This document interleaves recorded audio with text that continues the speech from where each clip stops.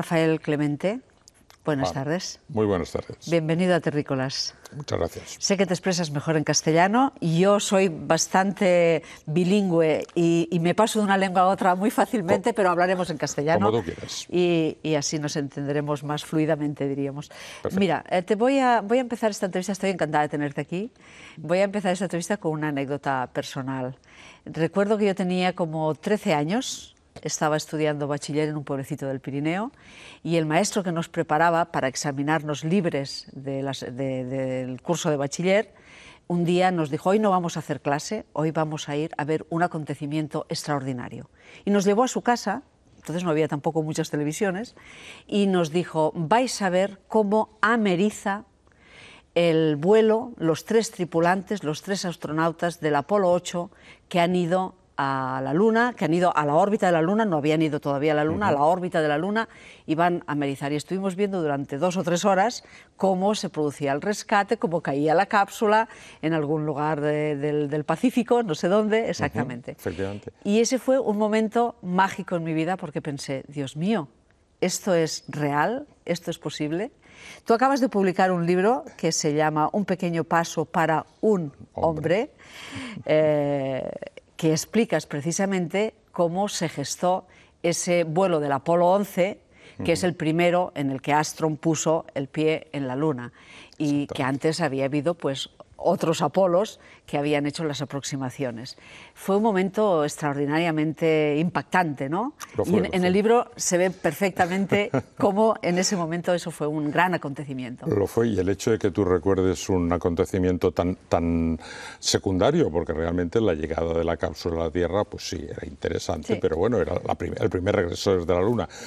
Pero esto da una idea de hasta qué punto la aventura de la Luna impactó entre todos aquellos que tuvimos, pienso yo, la suerte de vivirlo, y el hecho de que lo recuerdes todavía es una prueba de ello. Tú ahora lo has recordado asesorando una exposición que hay en Cosmocaixa, que se llama Tintín y la Luna, aprovechando el personaje de Hergé. También recuerdas esta efeméride de la que este año, el 2019, se cumplirán justamente 50 años. Y el 21 de diciembre pasado se cumplieron 50 años de ese Apolo 8, que fue el primero que salió de la órbita de la Tierra.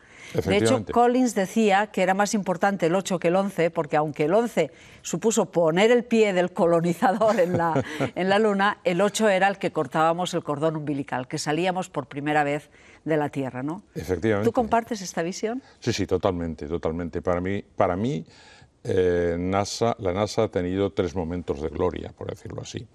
Uno fue sin duda el Apolo 8. Otro, evidentemente, la llegada a la Luna, el Apolo 11, el primer paso, el pequeño paso para un hombre.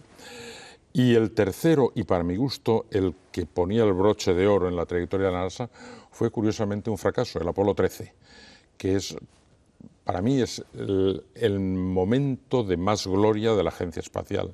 El demostrar que cuando las cosas van bien, pues van bien, pero cuando van mal, se sacan recursos de donde sea para conseguir remontar todas las adversidades y traer de regreso a la Tierra unos astronautas que casi todo el mundo daba por perdidos. En cambio, el mismo programa Apolo empezó con una desgracia, porque el Apolo 1 murieron los tres astronautas. Tú reproduces una foto en el libro muy interesante, que era una broma que ellos hicieron a sus programadores que estaban rezando y dicen: no es que no confiemos en vosotros, los ingenieros de la NASA, sino que nos hemos encomendado a una mano superior. Pero luego murieron en uno de los ensayos. Sí, es lo triste de esa foto, que fue premonitoria. Sí. Y sí, la verdad es que aquello fue una tragedia, retrasó el programa lunar en año y medio, hasta aquel momento iba bien, bastante sobrado de tiempo, pero eso obligó a rehacer todo el diseño de la cápsula. Hicieron una cápsula prácticamente resistente a todo posible incendio a partir de ese momento. Hasta el papel de los manuales que llevaban a bordo era un papel especial ignífugo. Y bueno, al final consiguieron hacer una cápsula mucho más segura de lo que era el modelo original. Es difícil imaginar, si no hubiera ocurrido ese accidente, qué habría pasado cuando realmente empezaran a ir a la Luna. Podría haber ido todo bien, o podría haberles surgido un inconveniente muy, muy grande. Me ha interesado mucho la parte técnica, la explicación técnica que dices, porque claro, nosotros ahora estamos muy familiarizados y a veces hemos dicho, se fue a la Luna con un computador que era miles de veces inferior a cualquier móvil de los que ahora llevamos en el bolsillo. Pero realmente la parte del ordenador de a bordo era interesante porque se le encargó al MIT y en ese momento los ordenadores ocupaban habitaciones enteras. Exacto. Exacto, sí, ¿Cómo sí. fue ese desarrollo tan rápido? Bueno, un factor muy curioso es que la NASA, la primera pieza que encargó antes que la nave fue el computador. Y encargaron el computador prácticamente sin especificaciones, sin saber qué programas se iba a seguir para llegar a la Luna. Habían varias opciones, tiro directo, órbita terrestre, órbita lunar, y los programadores se encontraron con el encargo de hacer un computador que nadie había hecho antes para una misión que no sabían exactamente en qué iba a consistir, realizando unos cálculos que tampoco tenían demasiado claros y utilizando una programación que en aquel momento estaba tan en pañales que ni siquiera existía la especialidad de ingeniería de software. Fue algo que fueron inventando ellos sobre la marcha. Y efectivamente el computador del Apolo era un computador infinitamente menos potente que cualquier teléfono móvil de los que podemos utilizar hoy en día, pero cuidado. Muy seguro. En primer lugar era muy seguro, aquello no podía fallar, o sea, tenía que funcionar siempre. Y precisamente en el diseño del programa de ese ordenador se pusieron los cimientos a una serie de técnicas de programación que se utilizan aún hoy. Por ejemplo, el hecho de que no pudiera fallar no quiere decir que no fallase. Quiere decir que en el momento que por cualquier cosa se colgase el funcionamiento del ordenador, tenía que ser capaz de reencenderse inmediatamente, pero inmediatamente quiere decir en una fracción de segundo, no como nuestros ordenadores de sobremesa que tardan segundos o medio minuto tranquilamente, y reenganchar lo que estaba haciendo en el mismo punto que lo había dejado. Y estas son técnicas que se utilizan 50 años después, hoy en día. Se pusieron los cimientos en el diseño del Apolo. Claro, porque los sistemas de navegación que había tampoco tienen nada que ver con los satélites que ahora tenemos, ni con todo esto. Y por lo tanto, todo dependía mucho de las mediciones que se transmitían en cada momento y que se iba haciendo, las rutas y todo. Sí, sí, exactamente. O sea, ¿con una tecnología que se había ensayado en la búsqueda de submarinos? Bueno, gran parte del programa Apolo, de hecho el MIT, este laboratorio del MIT, había acumulado mucha experiencia en el programa Polaris, concretamente en la utilización de unidades inerciales, que son, por decirlo así, la brújula, por llamarla de alguna manera, que llevan los submarinos y que en este caso llevaba el... Y que guía los torpedos cuando quieres atacar un submarino. Bueno, más que guiar los torpedos, lo que hace la unidad inercial es saber exactamente dónde está. Es decir, cuando sale de puerto se le dice empezamos y a partir de ese momento la unidad inercial recoge todos los giros, las subidas, bajadas, o sea, todas las alteraciones de rumbo que hace el submarino y va rehaciendo, por decirlo así, la ruta, de tal manera que sabe en todo momento dónde se encuentran a partir del punto de inicio. Claro, y eso se fue la base para saber también. A bordo del Apolo iba una unidad inercial que sabía en todo momento dónde estaba, por decirlo así, el arriba y el abajo. Y a partir de ahí la cápsula podía girar en cualquier sentido o desplazarse, que la unidad inercial mantenía esa referencia. En principio, la unidad inercial fue algo que habían inventado ya años antes. Lo que no se había hecho era la utilización de una técnica de siglos. El Apolo llevaba a bordo un sextante, pero un sextante que funcionaba como el sextante de los antiguos marineros, o sea, para medir ángulos entre estrellas o ángulos, que es lo que hacen los marinos en la Tierra, entre el horizonte y una estrella determinada. Que además iban rellenando los astronautas. Sí, efectivamente. Efectivamente, no se fiaban de una medición automática, lo iban rellenando ellos. Sí, sin duda, vamos, el seguimiento, los cálculos de seguimiento los hacían desde Houston, que tenían ordenadores mucho más potentes, pero en caso de que el enlace fallase o los ordenadores fallasen o cualquier accidente, el ordenador de a bordo del Apolo era capaz de reproducir los mismos cálculos. Por eso digo que sí, era menos potente que un teléfono móvil, pero era un computador preparado para hacer unas tareas específicas muy complejas. Por ejemplo, tenía subrutinas, en fin, tenía medios para hacer cálculos matriciales, cosa que ningún calculador de bolsillo hace en este momento, pero que son fundamentales precisamente para la navegación en las 3 dimensiones, para saber dónde estaban. Y por otra parte, el ordenador del Apolo se encargaba de controlar todas las funciones básicas del Apolo, desde la orientación hasta el mantenerlo girando continuamente para que el Sol no calentase siempre el mismo lado, hasta cronometrar el encendido y el apagado del motor principal para introducir cambios de trayectoria. Es decir, toda la nave giraba alrededor del ordenador. Otra de las piezas fundamentales de ese viaje era la nave de aproximación, que cuando la hemos visto o cuando la veíamos en los periódicos de la época pensábamos, Dios mío, eso parece un Lego mal hecho. Es decir, ¿cómo es posible que un artilugio tan frágil, aparentemente tan frágil, claro, tenía que pesar poco, pero aparentemente tan frágil, pudiera desprenderse de la nave principal, llegar a la Luna, aterrizar, posarse sobre la superficie y luego volver a despegar y volverse a la nave principal? Efectivamente. ¿Cómo fue posible esto? El capítulo de este libro es precioso porque... Bueno, eso fue el resultado de muchos años, de mucho trabajo y de muchas mentes pensando en cómo resolver el problema. Ahora bien, el módulo lunar efectivamente tenía que ser muy ligero y por eso lo que vemos en las fotografías en realidad es solamente la carcasa exterior. La estructura del módulo lunar en sí eran varillas que marcaban, en general hablo, ¿no?, que marcaban la forma externa del módulo, pero solamente eran varillas. Después, entre varilla y varilla, se le ponían unas protecciones contra meteoritos o unas protecciones térmicas que eran láminas de aluminio finísimas o incluso de plástico.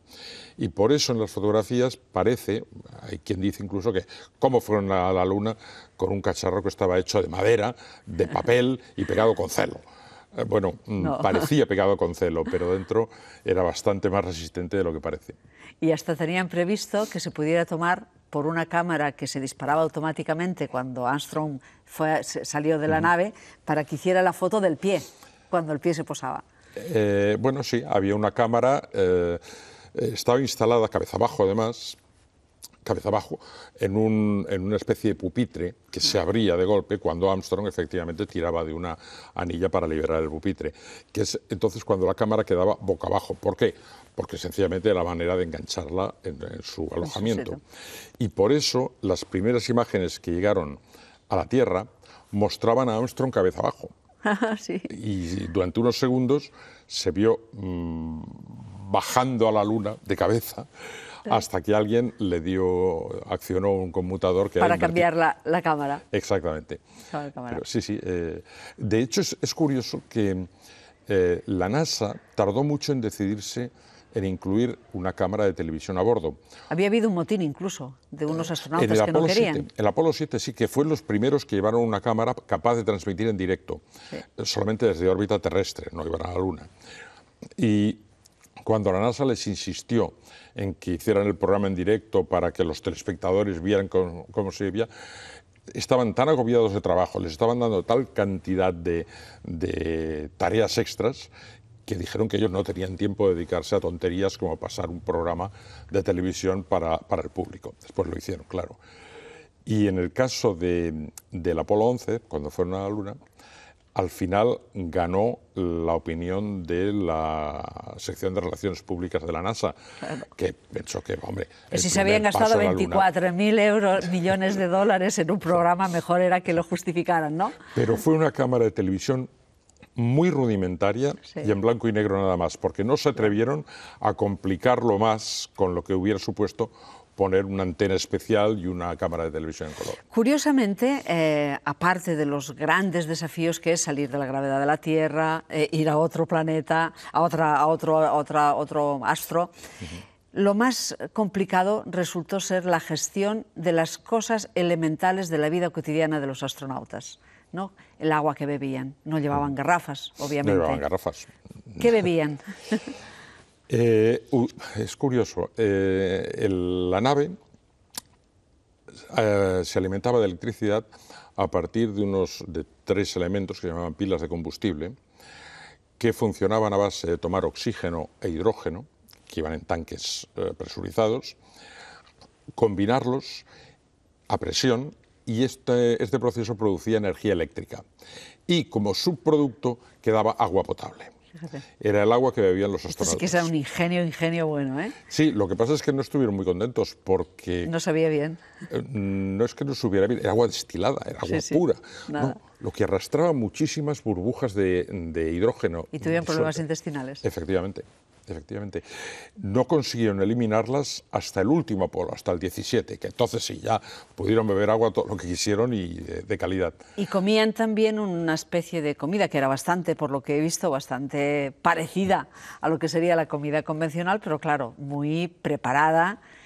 Y eso también planteaba el problema de qué hacer con los depósitos líquidos y sólidos que implica la vida cotidiana. Esto fue lo peor y que además resultó una molestia para todos los astronautas, sin excepción, del programa lunar, y no se solucionó hasta muchos años después, ya en la estación orbital. Porque de tanto en tanto flotaban por allá residuos. Bueno, sí, la verdad es que el procedimiento normal para eliminar heces consistía en tomárselo con calma, ante todo, porque la cosa era larga, desprenderse de la escafandra, coger una bolsa de plástico con unos adhesivos. Con un adhesivo, efectivamente, aplicarla donde correspondía, esperando que estuviera bien aplicada, utilizarla, una vez utilizada se sacaba, se le introducía un líquido, unas pastillas germicidas para evitar que el producto fermentase y produjese gases. No solamente había que echar la pastilla, sino después amasarlo bien amasado para que se repartiera este producto germicida, y almacenarla, bueno, meterla en otra bolsa de plástico, una segunda para más seguridad, y almacenarlo en un cajoncito de la nave. El proceso llevaba entre 3/4 de hora y 1 hora, entre unas cosas y otras. Y ningún astronauta dijo nunca que aquello fuera cómodo. Esto en la nave. Y preciso, porque también era difícil acertar con los movimientos adecuados para que no se escapara nada, ¿no? Exacto, y en más de un caso, bueno, Apolo 8, durante el despegue, el primer día de vuelo, Borman, el comandante, sufrió de una enfermedad de mareo espacial, que es algo que afecta aún hoy al 50% de astronautas aproximadamente. Y la cosa se complicó más porque además de vomitar, además tuvo un ataque de diarrea. Según parece, uno de los 3 tripulantes llegó al extremo de coger una de las máscaras para caso de incendio y ponérsela porque allí no podía que aguantarse el olor, aparte de tener que recoger todo lo que flotaba, claro.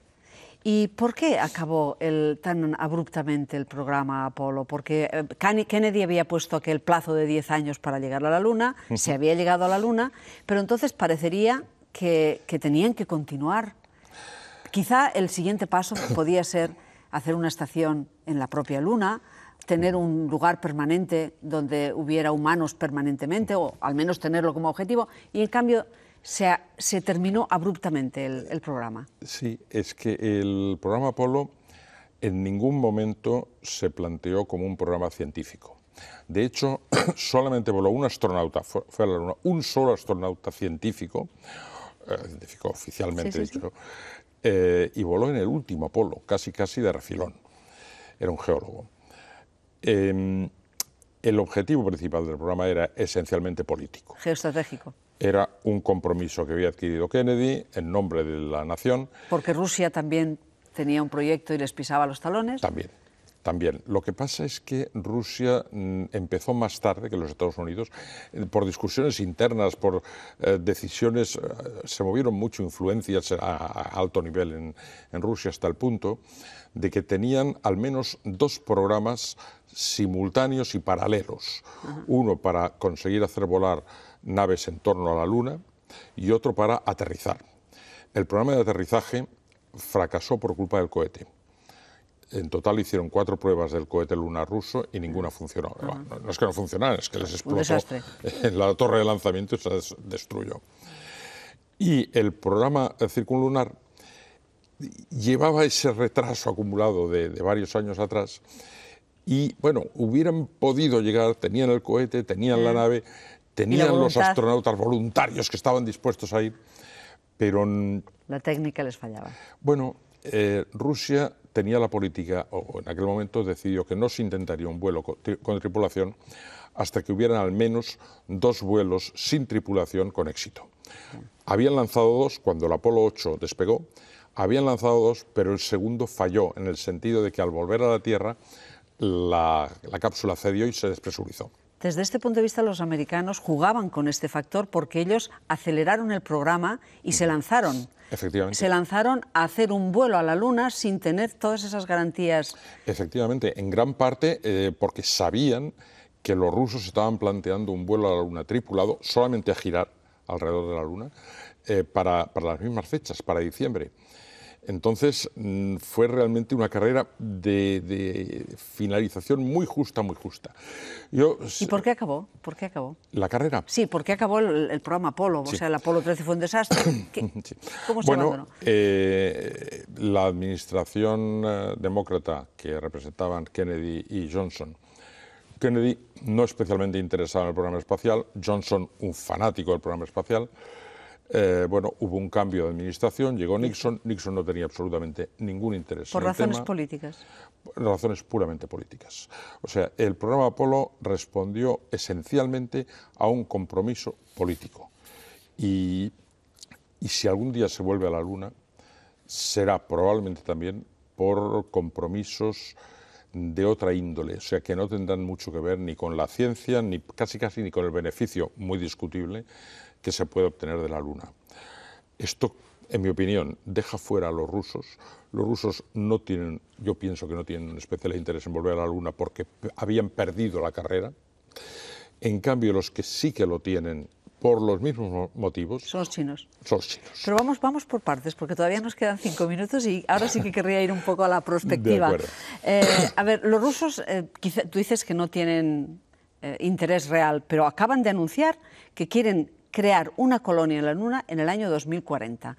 ¿Cuánto de creíble hay en este anuncio o es Putin que quiere entusiasmar a su gente diciendo volvemos a recuperar la grandeza de la vieja gran potencia? Podría ser, ¿por qué no? Es decir, si Putin decide jugarse, por decirlo así, el prestigio de la nueva Rusia, y no solo el dinero, sino el prestigio de la nueva Rusia, en conseguir volver a la Luna y montar una estación permanente o semipermanente allí, eso es un motivo perfectamente válido, es decir, esto sí que puede impulsar el programa.